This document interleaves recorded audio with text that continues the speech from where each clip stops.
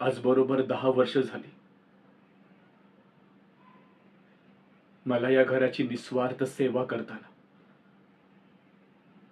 साहेब, मालकीण, त्यांची 2 लहान मुलं, हेच माझं कुटुंब मानलं होतं मी. साहेब जेव्हा खूप आजारी पडले होते ना, तेव्हा रात्रंदिवस जागून त्यांची सेवा केली होती मी. तेव्हा साहेब म्हणाले होते की सदा, तू फक्त या घराचा नोकर नाहीयेस, या घराचा मुलगा आहेस, मुलगा.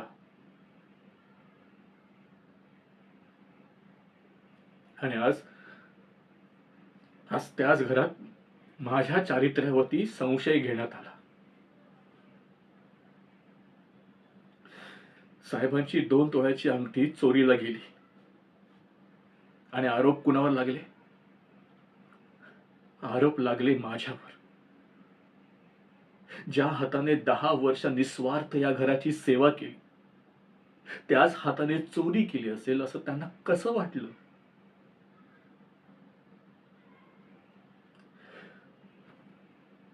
मला पैशांची हाव नाहीये, माझा पगारही कमी आहे, पण माझी नीतिमत्ता खूप मोठी आहे.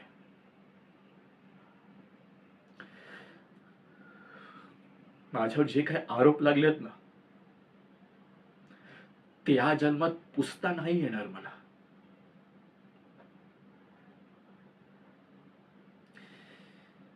मला दुःख या गोष्टीचं वाटत नाहीये की त्यांनी मला कामावरून काढून टाकलं. मला दुःख या गोष्टीचं वाटतं की माझ्या 10 वर्षाच्या प्रामाणिकपणावर त्यांनी एका एका क्षणात फुली मारली.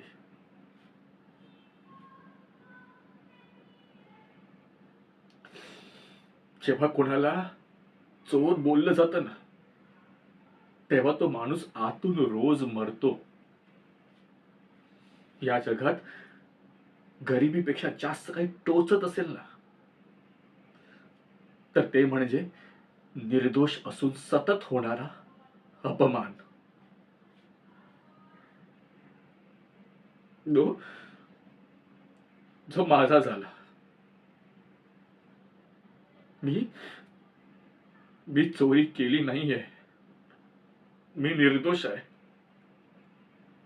मी निर्दोष आहे.